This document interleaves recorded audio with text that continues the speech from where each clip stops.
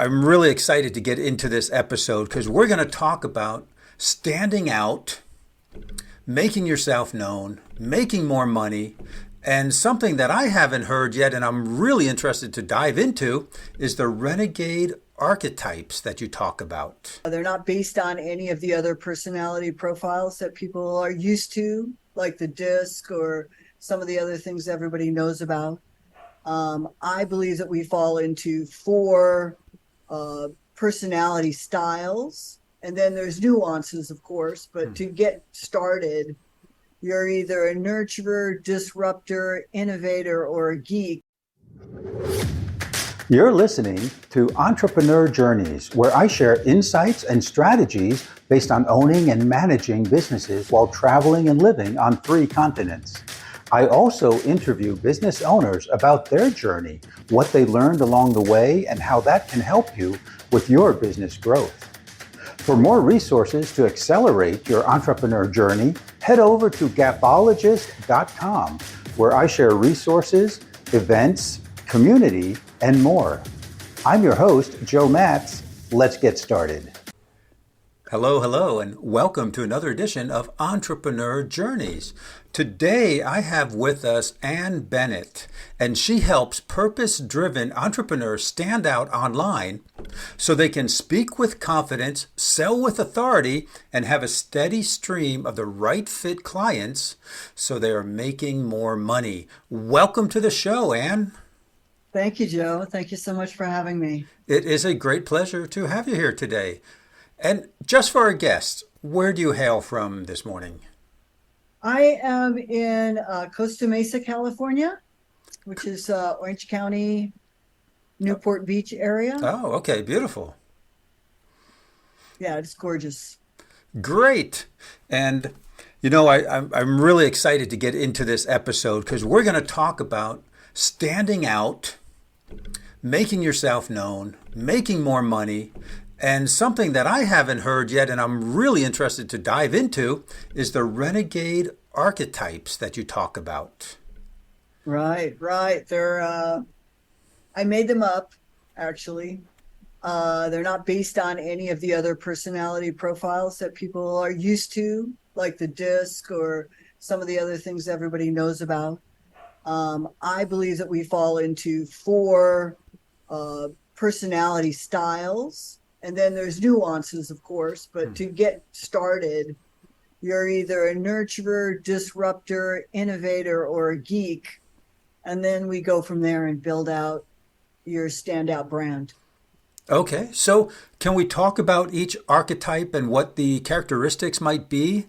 Sure. Yeah, I think, the nurturer, I like to use classic archetypes like Oprah. They're loving. They're the kind of person when you walk into a room, they're the one that's giving you the big hug, whether you're a man or a woman. They're kind of like cuddly, huggy, really warm, very nurturing, spiritual, generous, that type of personality. We all know this person that we walk into a room and they're like, I feel like I know you. That instant kind of warm connection. That's a nurturer. Disruptor. I like to use Madonna as a classic, iconic type. Her or Lady Gaga. They're bold. They're brassy. They love to upset the status quo. They can be very creative, but they're also very rebellious in a sense of freedom fighting. They're interested in human rights, humanity, anything that has to do with the social, our social structures. They're very interested in saying something kind of sassy and off the cuff that other people think but would never say out loud. I know people like that. Those people, right? I'm one of those people. Then you have the innovator, which is someone who, so let me take a sip of water here. There's someone who really has future ideas. They're visionaries. and then they bring that into present moment. So I like to think of Steve Jobs, even Elon Musk, although he's a little bit more of a bad boy. He kind of falls into the disruptor category. But Right. Steve So, Jobs was like super creative. He was yeah. just interested in the things that he was interested in terms of, having little devices and having all your music on a small device and things like that. And then you have the geek, who is more like Bill Gates, someone who's more of a researcher, someone who's more of they have a plan for everything and they know where they're going, even if they don't do it perfectly. Hmm. They have a roadmap. We all know these people. I love to hire them. They're great for creative people to have on their team. Like, Yes, oh, where's my map? Where am I going? What am I doing? Somebody else is handling that kind sounds of like thing. it's a good balance to the creative person who may not be such a good planner. Yeah, they're usually a little more spontaneous. Creative people are, in the moment, Sure. changing ideas. Their passions switch around a lot. Where your geeks are more like, okay, this is what we said we're going to do. Here's our plan. Here's the dates. This is what we're following. They're a lot more oriented to structures. Okay. So you mentioned someone like Elon Musk who has characteristics of a disruptor, but also characteristics of an innovator. Mm-hmm. Is it normal that people would have traits like kind of overflowing or bleeding into other archetypes? Yeah. We're, as human beings, we're multifaceted, right? We're not just one thing or another, but when it comes to branding, the brain is filtering, it's a filter. It filters things out. We've got all this stimulation. I like to call it digital dementia. Hmm. And we've got a lot of stimulation, a lot of options. So we're constantly trying to filter. The brain is filtering things out so that you're only seeing essentially things that you're looking for or that you're interested in. So with the difference between the innovator and the disruptor is that a lot of entrepreneurs start out as disruptors, and Right. as they grow and build teams and have other people actually doing the work, then they're moving into an innovator, more of an innovator's attitude. Innovators have teams of people that actually create their vision. They come up with the ideas and the vision, and they have other people that execute everything. Disruptors are a little more hands-on, if you will, and they like to do stuff that's just crazy. Like I think of Elon Musk. It's like, oh, I'm putting cars on Mars. Yes. Right. Well, he sent one into space, didn't he? Yeah, Well, sends them in. when you were mentioning that, I was thinking of David Bowie. Yeah, David Bowie, who actually changed personas throughout his career from the businessman with the suit to someone like Ziggy Stardust. Right? exactly. He's he was always changing, and pretty much, disruptor has a level of shock value, if you will, Hmm. that they naturally are excited about, Okay. where innovators are a little more serious. I think of the disruptors are more of a peacock, and the innovators are more like a lion. They're not necessarily flashy. They're kind of understated, but the disruptors are definitely like, all eyes over here. Right. Look Right. over here. Like they want to be the center of attention, where an innovator, it's not really their focus so much. Okay. Now, I imagine each of the four types have different ways that they would go about building a business or starting a business. Totally. So if you're a geek, you're going to be doing tons of research. You're going to be making sure that you're doing all of the planning. Everything is we all plan with the end in mind, but some of us that are more action, like an action oriented person is more of a disruptor and an innovator, where a geek is they want to know the answer before they actually get to it, or they like to do a lot of upfront due diligence, research, marketing research, all that kind of stuff to make sure that the idea is really solid. Where more of an action type of a person, an innovator or a disruptor, would just be like, yeah, let's go do it. Let's do The it. innovator would prefer a team of people to do it. Let me get my team together and all my experts would do it. The disruptor would be like, oh, I totally got this. And they'll just run off in some direction. They're usually very spontaneous. Yeah, it sounds like they need someone to come behind them and kind of put the pieces together. Pick up the pieces. Definitely. Everyone needs a team, but I would say, your disruptor and your innovator definitely need team support to get their ideas and their stuff really solid and consistent. Where the nurturer and the geek is definitely the solid and consistent person. It sounds like the geek almost needs someone to light a fire under his feet. Yeah. I would say like the disruptor is more like a fire starter. Right. So like the geek, I think of analysis paralysis. If they're doing too much of that analyzing, and because the world is changing, right? And it changes so fast these days. You got to just get out there and, my thing is dip your toe in the water or fail fast or, imperfect action, all of those things. Absolutely. Get it out there. You want to get going because of that, because we're in a cycle where, you blink and everything's changed from the left. You're like, oh, it was like Facebook and now it's like TikTok, or, Twitter turned its name to X. Right. Like, what? What? You're like, what? Yeah, what do we? So we don't tweet anymore, do we? On Twitter, what do we do? We X? I don't know. I guess we Twex. Somebody must have come up with something. The tweet was it was kind of cute, and kind of made sense. And it's a little tiny tweet. It's 140 characters. Right. It makes total sense, right? Now I don't know. When that first came out, I was laughing so hard. I was like, how am I going to say anything?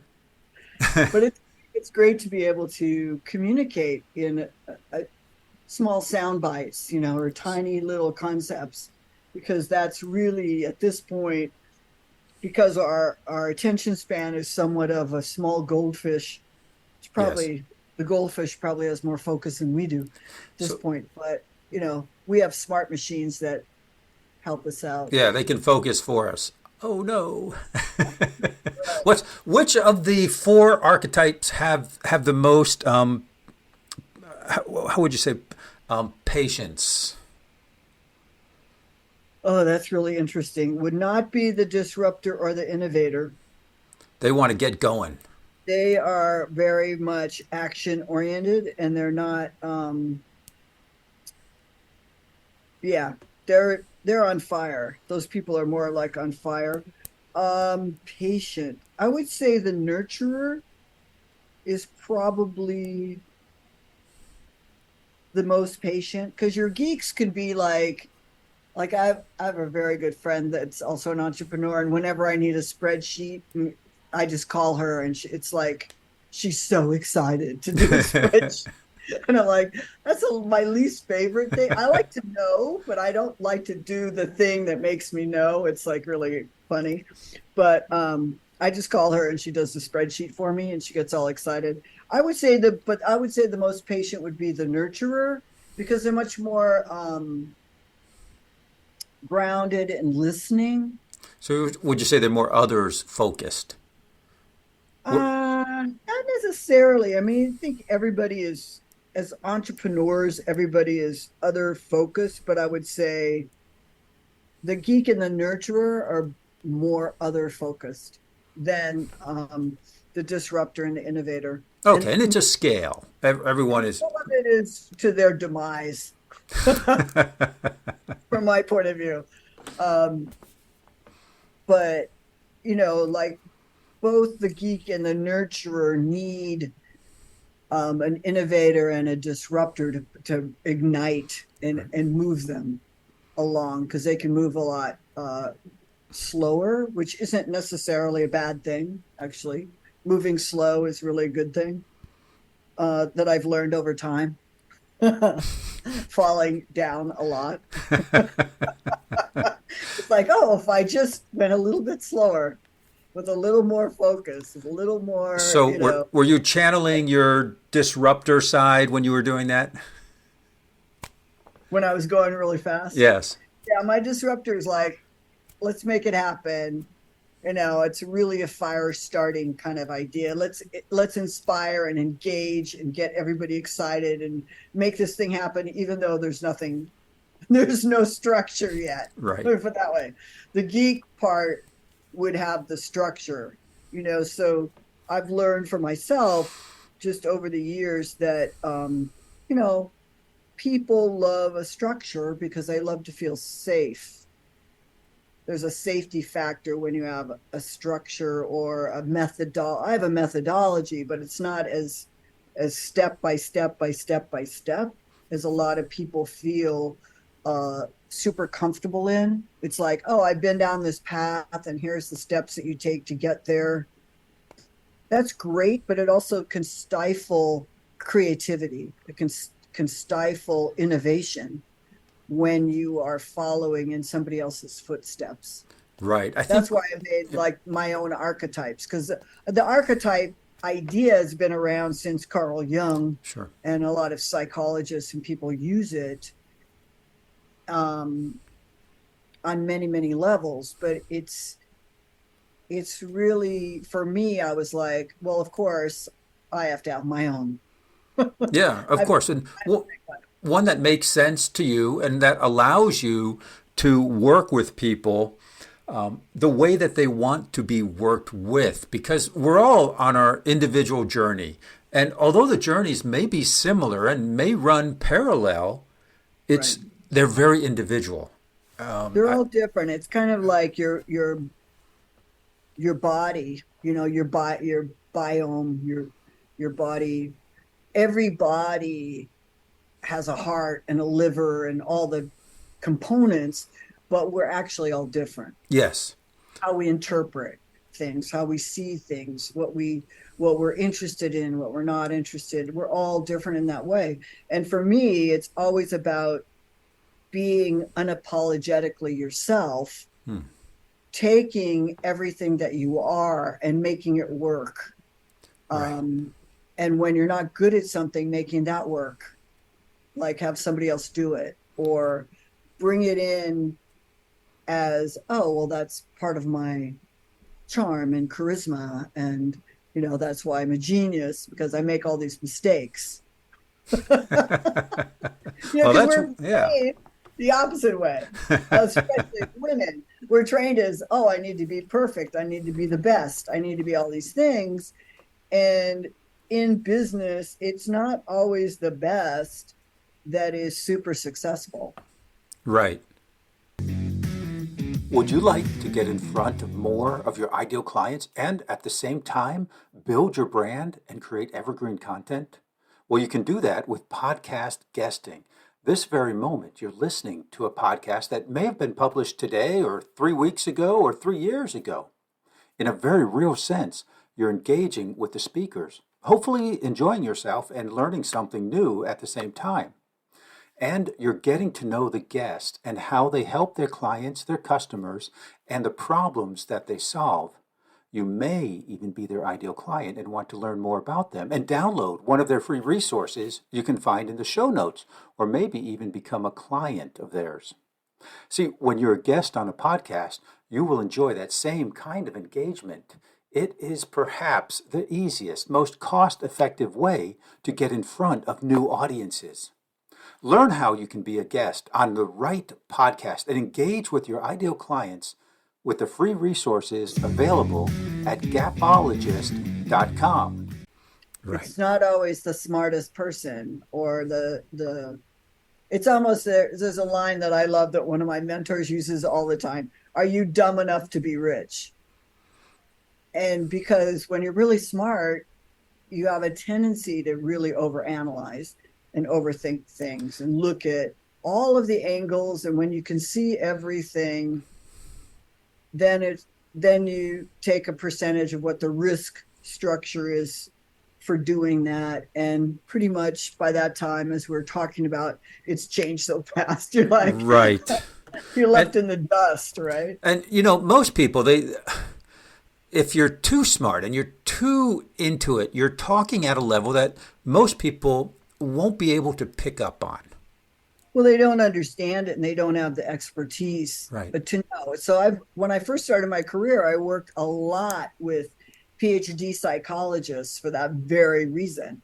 Super accomplished people, very smart, super educated. And they would talk and I would go, okay, well, how can we say that so that a normal person understands what you just said? Right. I mean, I find it really fascinating. And for marketing language, we need to make it that people can relate to. So we end up writing a lot of stories and doing things that bring everybody into a person's energy and what they actually believe in.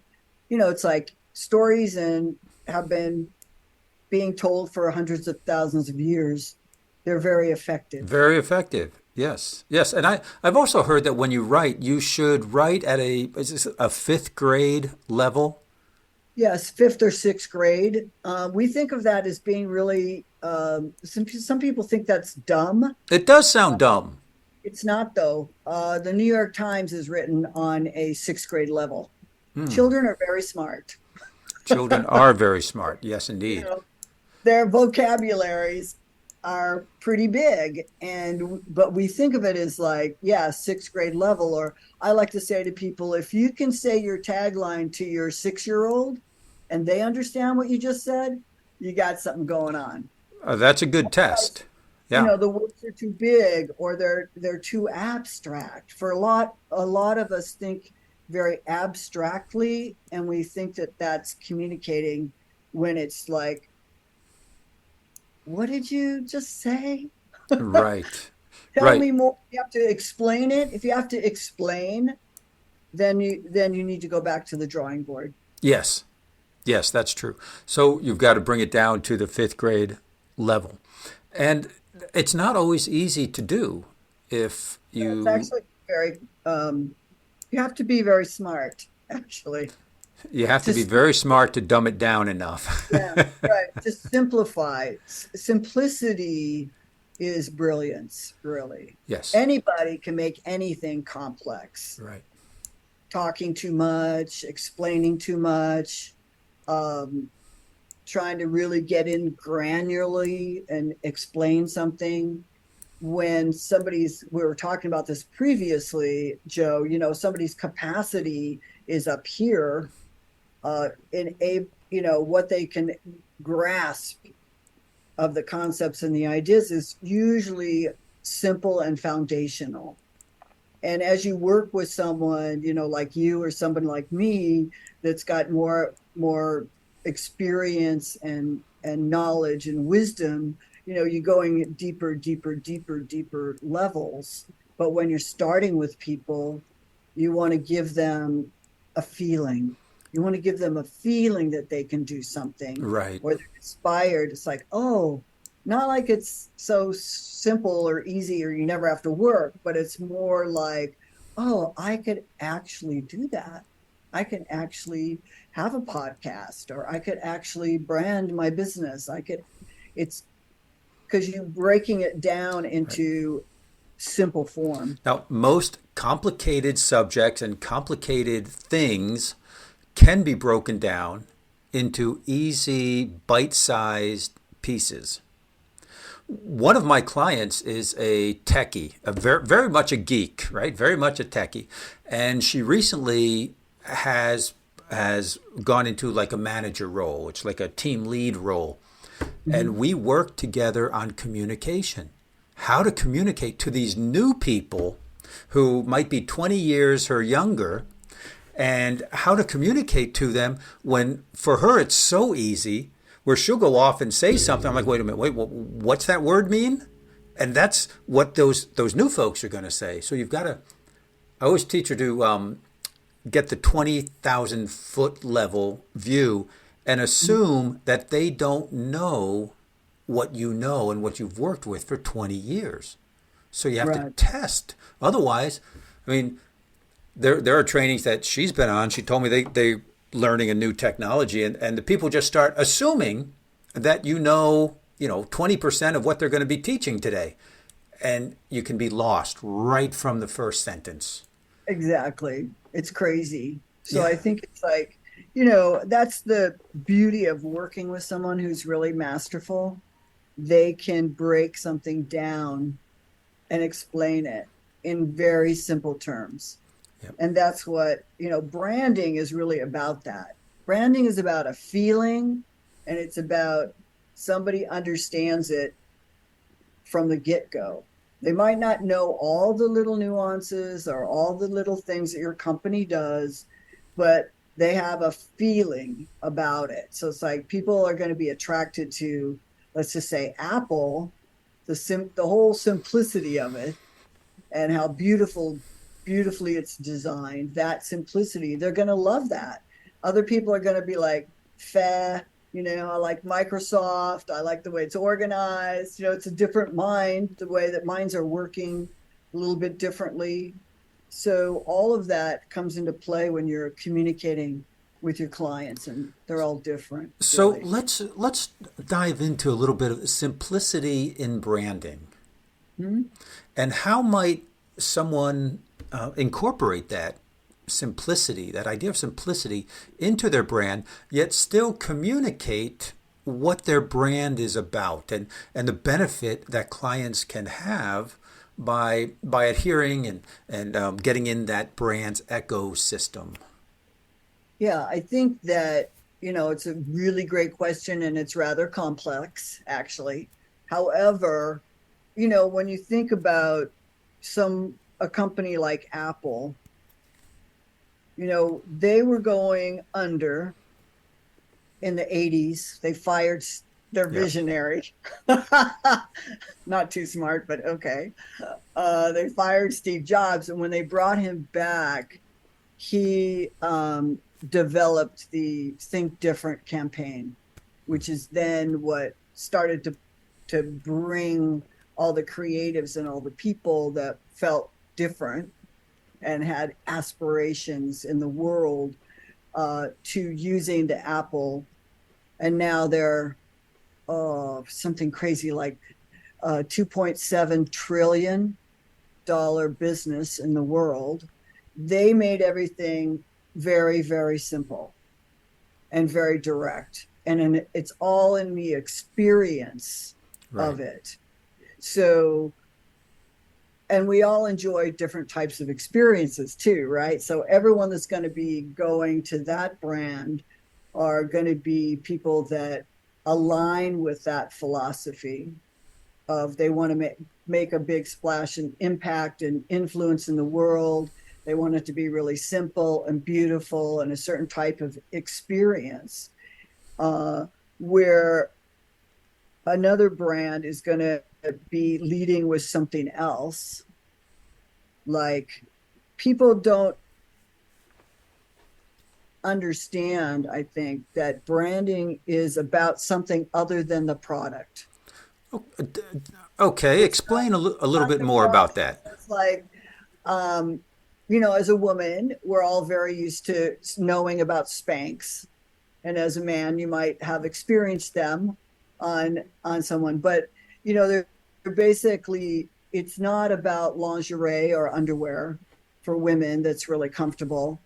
It's actually confidence is what she sells.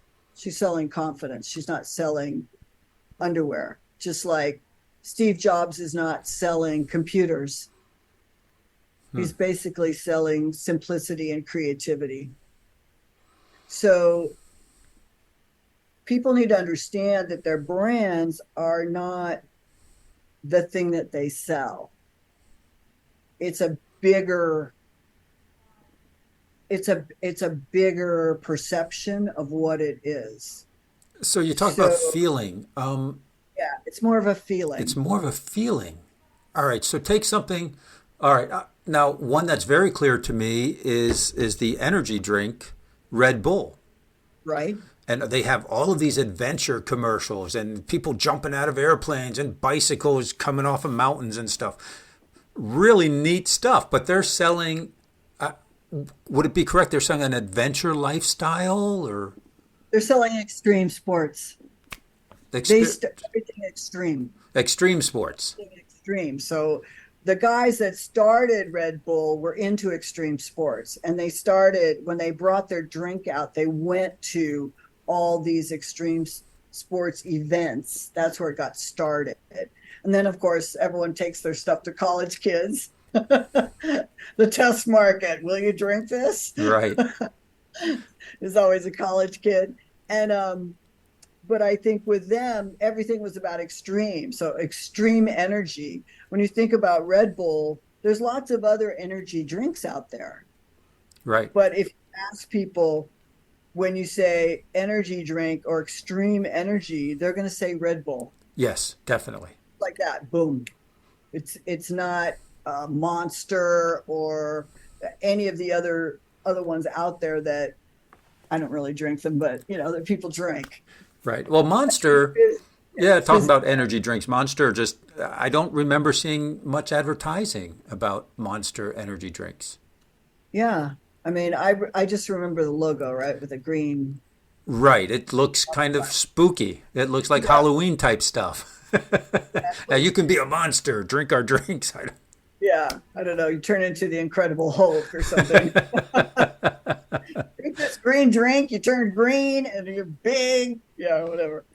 But I think as we've gotten more complex and complicated in our society, the simplicity of directness and communication becomes more and more important.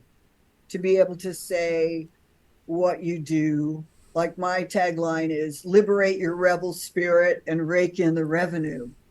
It's basically just saying what I do. Right, right. Without telling you, oh, it's branding and messaging and marketing and, being yourself. And that's a lot of words. Plus people are like, well, how do you do that? That's when you get to explain it. Right. Yes. Yeah. Now I invented or I took the word gapologist.com. Nice. And one of the reasons I took that is because people don't really know that word. That word is not out there a lot. And I've gotten the question so many times, Ann, when I'm on networking groups or Zooms, and they're like, what is a gapologist? And I'm like, that's exactly why I use that word. It causes curiosity. Yes. Right. So part of branding is to create novelty and curiosity, especially in your marketing. And so that's what that does. It's this word that you created. And then people are like, well, tell me more. What is it? Right. So we've talked about the big companies. Let's talk about solopreneurs and small businesses and how can they create simplicity in their branding and communicate that value or that feeling.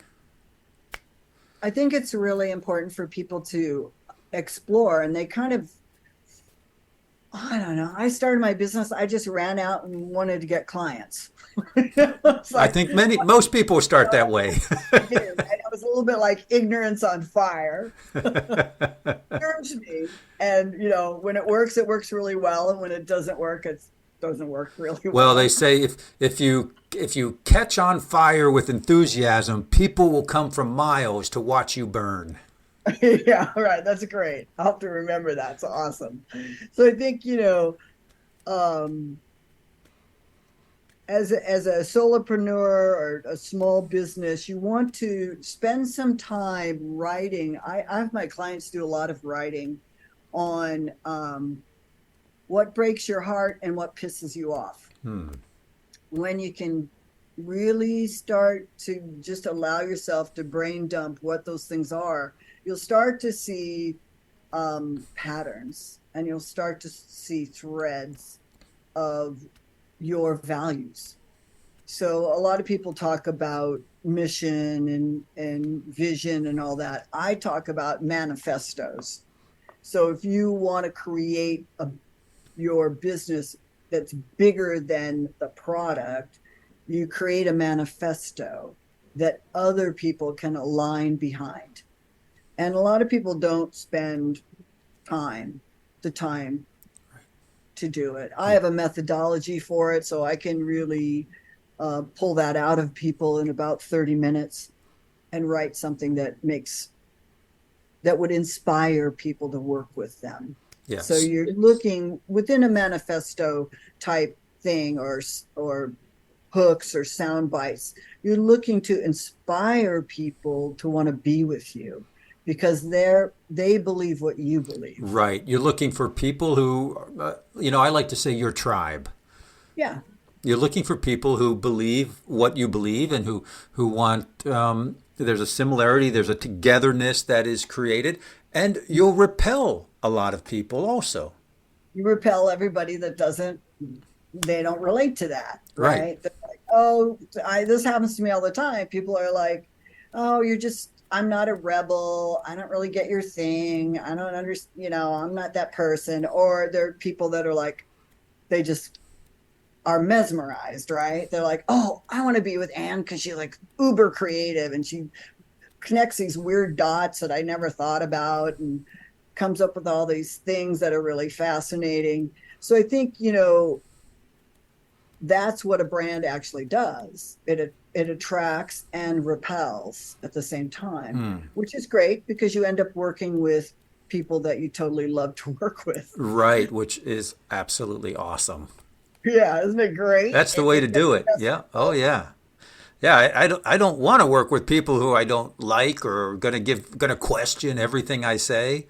Yeah, no, they are not my clients, and that's fine. They can be clients of other people, which is great. There's 7 or 8 billion people in the world. Exactly. Right. There's other people that can serve them so better because they align with them. Right. They understand them or they feel understood. And that's where I think the archetypes really help people because if I know you're a geek, I'm going to talk to you in a particular way that I wouldn't talk to a disruptor that way, That makes perfect sense. Yes.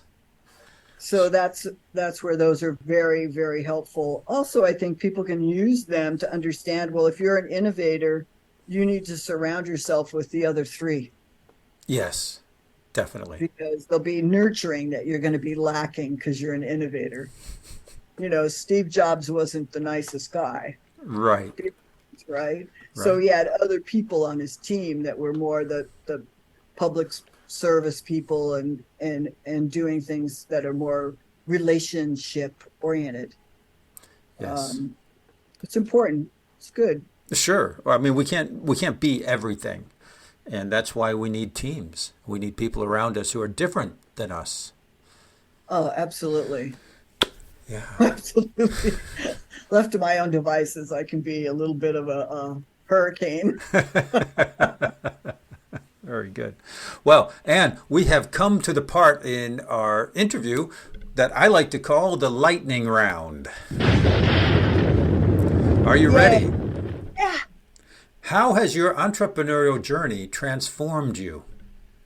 Oh my goodness. I am not the same person as when I started. I thought it was going to be really easy. I was like, that's easy. I've done a lot of things in my life. I worked at Vogue magazine. I've lived in New York City for 25 years. How hard could it be? And I think that was very humbling, super humbling. Also learning to slow down, learning to go slow to really go fast is a big, big thing for me. Yeah, for a disruptor, I can imagine it's a tough thing to internalize. Yeah. Okay. Yeah, and really develop. I've developed a lot of I was always very tenacious and persistent, but I've developed a lot of listening skills, a lot of patience, if you will. I can even use that term in my vocabulary, but more quiet, more quietness. Okay. Interesting. So what most surprised you as a business owner? How long it can take to do something. Is this done yet? That's kind of my thing. Are we through this? Did you guys do this yet? I'm kind of like that. I think it's very surprising how much money it takes. I'll say that. How much resources you need to create or find if you don't have, enroll other people in helping you to actually be able to build a business. Yeah. Yeah. Especially when you get into the scaling phase. Yeah, the scaling phase is where, the big mistakes and the big money. And that's right. You're like, oh, I did that and it didn't work. And then I did it again and it didn't work. And then you make a tiny tweak and you're like, oh my God, it's like, oh, the sky. Yes. Yes. And stuff happens. What unexpected challenges have you had to overcome? I think the biggest thing for me, and it's a constant, is growth and development, inner worth, inner how I talk to myself, how I perceive failure, because there's a lot of it. I'm not someone who says, oh, it's not failure until you quit or whatever. I'm like, no, something works or it doesn't work. Okay. Rocks are hard. Water is wet. I'm okay if I win. I'm okay if I lose. I think that that's the biggest thing for me. It's been appreciating the journey, appreciating each step. My capacity is expanding each step, whether it's successful or unsuccessful, is a learning opportunity to see things in a way that you're actually moving forward. And you know how people always say 2 steps forward, 3 steps back, right, or whatever. I don't believe in that. I think that that's BS. I just think we're always expanding when we're on this journey. This entrepreneurial journey is totally different, as far as I can tell, from anything else in life. I think so. Yes. Yes. Yeah. Probably the most challenging thing I've ever done. And for some people, it's kind of like having kids. You don't know how to do that. Yeah. No, you learn along the way. You make mistakes along the way. And they're all different. I mean, the personalities and what they're going to be like is all different. So it's not like, oh, this is the playbook for how this is going to go. It's really not like that. No, that could be very frustrating and could you could turn in, the children could become very difficult in later years if you do that. Yes. Potentially could be really challenging. So, I think learning that everything is about solving a problem. It's all about you choose the entrepreneurial journey. You are someone who wants to solve problems. Yes, and I think the business growth kind of parallels personal growth. Mm-hmm. And you referred to that, and I believe that is completely true. And my belief is you can't grow any bigger. You can't grow your business any bigger than you grow yourself. Yeah. Yep. Because the challenges get bigger and bigger. Right. Right.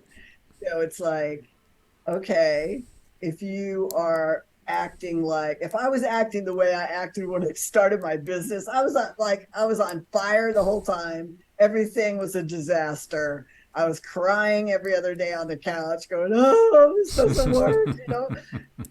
I mean, I wouldn't survive and I wouldn't be where I am today. Sure. You have to grow have and to kind of grow. go, well, you know, it's not that big of a deal. I got this. That's I can right. Grow. Just learn along the way, right? I don't know how to do this. I'm calling my other friends. Perfect. But no. And what book has made a big impact on you, and who would you recommend that book to? Oh my God. I read a lot. The biggest impact. I'm I kind of go from, I listen to a lot of podcasts in the morning when I'm walking and working out. And so I'm constantly buying things. But one of my favorite books is The Buddha and the Badass by Vishen Lakhiani, the guy that founded Mind Valley. I like the way he speaks and how he breaks down these concepts that we've been talking about. You know, he's built $1 billion business and he's gone through all the phases of sleeping on a couch, you know, and using his money and being a yoga teacher. Right. Oh, interesting. I have not heard of that book. Yeah, it's a great book. My other favorite is Jim Quick, Limitless. Yes. You know Jim? Yeah, I love Jim. Yep. Good. If I would slow down enough to actually study, story of my life. Study. I am constantly studying with him some of his programs and stuff because they're so, teaching you how to learn, how to retain information, how to make decisions, things like that. Things that I was never taught in school. Right. So much we learn as entrepreneurs was never taught in school or in personal development. Right. Very little personal development is taught in school. I think that's a big mistake, but I won't get on my rant about that. Yeah, that's a big rant in my world too. If we really want to change the world, if we really want to affect our children, if we really want to help them, we should teach them how to learn, what to learn and how, but mostly how to learn, and how to think for themselves and how to think, how to actually make decisions. Right. You know, entrepreneurs, we're making decisions all day long.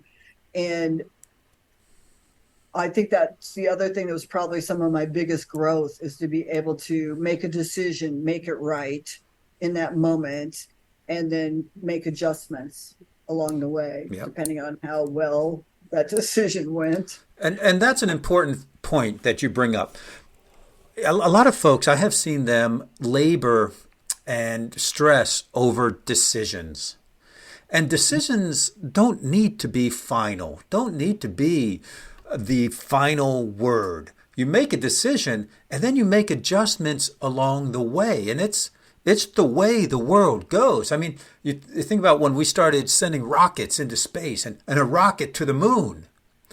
Yeah, exactly. The rockets were aimed at the moon, best we could do with mathematics, and shot up there. But along the way, they had to make micro adjustments so that the rocket actually hit that huge ball in the sky. And we have to do the same when we move forward. We don't have all the answers in the beginning because we haven't been where we need to be to see the issues that come up. Exactly. And then, I mean, I was raised so differently than how entrepreneurs, a lot of my friends had parents that were entrepreneurs, that were business owners. My dad was a high school principal, so it was a very different headset. But that whole idea of, everyone thinks they have to make the right decision. The right decision is if it's right 51% of the time, you win. Well, that's true too. That's a stockbroker's chant. Right. You're winning. So it's like, it's a little bit like,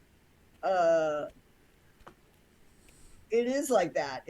There's a guidance system that Right. decision making should be following. What is the correct step right now in this moment, and also serves the long game, is like, okay, this is moving me towards that. And what we have a tendency to do is shoot something out there, and if it doesn't work, then trash that, shoot another thing out there. Right. No, it's and this is a whole podcast episode on itself on how to make decisions that you can make micro adjustments to without throwing out the baby with the bathwater. And that's a whole podcast in itself. That might be a very good and interesting That could be a episode. good one, yeah, because it really is micro adjustments. That's right. Yeah. Little tiny tweaks. Yeah, when you want to change a habit, it's the same thing. You don't just like wake up one day and decide to go to the gym all in one day. It's Right. very small, and the smaller you can, it's back to simplicity. Okay, Simplicity, the smaller you can make it and be successful in that small piece, then you do another piece, and then you do another Right. piece. I was always the kid that would bite off more than she could chew. That was the nature of my personality. And now I'm learning, the atomic habits, the tiny right. things that you do that over a long period of time create big change, or Yes. they call it small hinges that swing big doors. There's the compound effect of small actions. I always heard, the story of the man who ate a cake. He ate a full cake, and he said, "Look, I haven't gained any weight. I'm still in shape." Next day, he eats another cake. This isn't affecting me. I don't know what everyone's talking about. But after a month of eating a cake every day, he started to need larger pants, and it didn't work out so well because of the accumulated effect. But we can all take small actions that will accumulate into large actions. And we hear people talk about just read a book, just 10 minutes a day. If you can only do 10 minutes a day, you can read 6 or 7 books in a year. Yeah. That would be different if you haven't read 6 or 7 books previously. Yeah, I think we get stuck on, I don't know if it's our culture exactly. It's kind of like a friend of mine came to me the other day, and I said, "How long have you been in your business?" And she goes, "Well, 18 years. And I was like, "That's great. Only 2 more years and you're going to be an overnight success." Oh, gosh. All right, let's move on to the last question. What advice would you give to an aspiring entrepreneur who wants to have success in your industry? That's a really great question. I would say find somebody who's already been there and done what you want to do, that you like we're talking about personalities aligning, and do a lot of growth and development. A lot of growth and development. Yeah, mindset work. However you like to do it. I like hypnotherapy and NLP and all sorts of stuff to get into my subconscious. I pretty much know everything that I know. There's the stuff that I don't know that's back there that's running the show. Oh boy. That's really important. I believe 90% of building the business is your mindset, what you believe you're capable of. I mean, we all can go, "Oh yeah, I'm going to be so successful and I'm going to make millions of dollars and blah, blah, blah." And then all you have to do is look at your life to see how you actually think. Right. Right. Well, and this has been a great conversation. Now, if someone wants to know more about you and what you do and how you might be able to help them, where would they go? You can go to my website, Ann Bennett Marketing or Renegade Branding. Take the Archetype quiz. It's on the first page of my website. And reach out to me on social. I'm on Instagram, Facebook most of the time. Okay. And we'll have all those links in the show notes. And yeah, you can take that. If you're listening here, you can take that test. That's a free Yeah, that test. archetype, it'll tell you which archetype you are, and then it sends you, this is how you should be in your products and programs. This is how you should, your languaging, and this is Achilles heel. Which is good to know. That's good to know. All right. Well, that's great. And I would encourage everyone to take that test. It's free and you might learn something along the way. Very good. Thank you, Ann. This has been wonderful. Thank you so much for sharing with the audience. Thanks. Bye now. Bye-bye. Thank you for listening to Entrepreneur Journeys. Remember to subscribe so you catch all the episodes and check out the show notes for any free giveaways or gifts that were mentioned during this show. Entrepreneur Journeys is brought to you by Apexible, providing the insights, tools, and transformative structures to help you reach your business summit. I'm your show host, Joe Matz, and until next time, I hope your journey is filled with breathtaking views and successful outcomes.